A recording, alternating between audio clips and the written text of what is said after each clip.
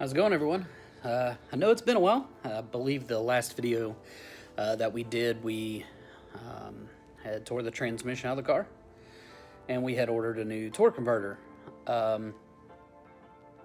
Things have escalated, as usual with me. I guess we should have named this Snowball Garage, because if I go to work on one thing, I always end up finding 5 other things to do too. So, yeah, let's flip the camera around and let's look at a few things. Give y'all a little update.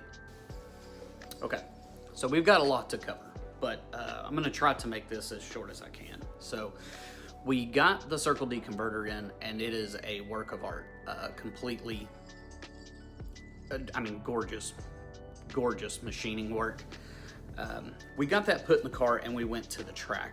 So we kind of realized while we were at the track, number one, that the suspension was holding us back in the 60 foot, and I'm sure 80% of this is my fault.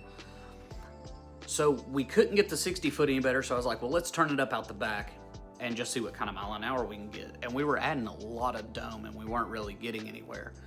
Well, we had a back pressure sensor on the car, and so we just took that sensor out, put a plug in it, and then put it pre-intercooler, and found out that we were having 8 psi drop across the intercooler core, which is an astronomical amount and not acceptable. So the intercooler piping used to come out of the turbo, turn towards the back of the car, come over here, go down, go over there, make a U-turn. It was a mess. So I decided that we were going to change the intercooler, and I know that I'm not one that's going to be super happy ever, so we bought a better intercooler than we need for right now. I ended up going with a Shearer fab because they had one that had a passenger side entrance and a top exit, like you can see here.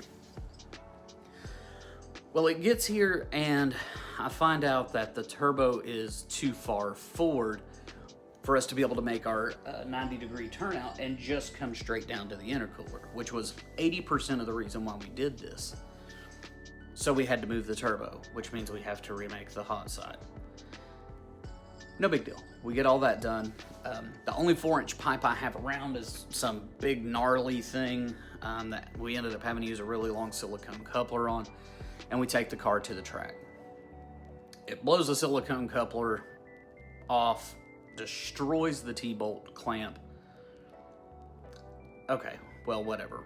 We can band-aid it. So we band-aid it, and the next 2 passes, power shuts off on the 1-2 shift.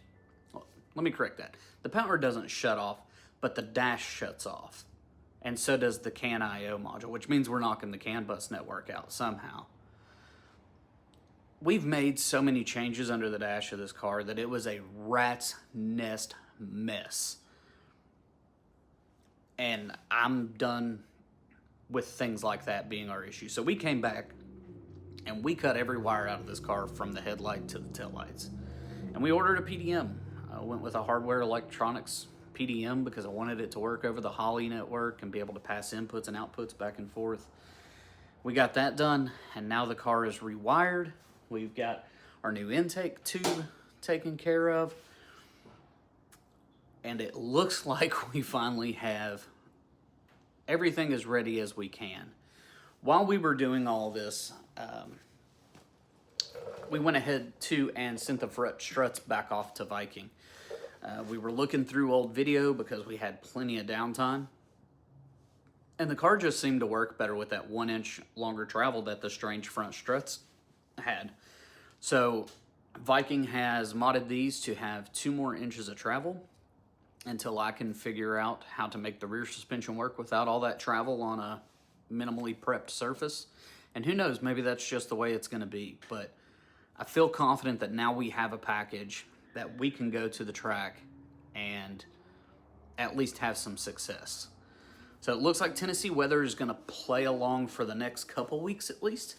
So I'm going to do my best to find a drive-on lift in the next week and go put this thing on it, get our measurements, make sure everything is as close to 100% as I can get it.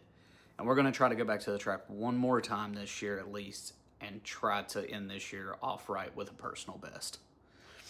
So, lots of upgrades, way better of a situation than we have been in a long time. So, let's see if we can get access to a lift. Let's get this thing scaled out. Let's get all the chassis setup done.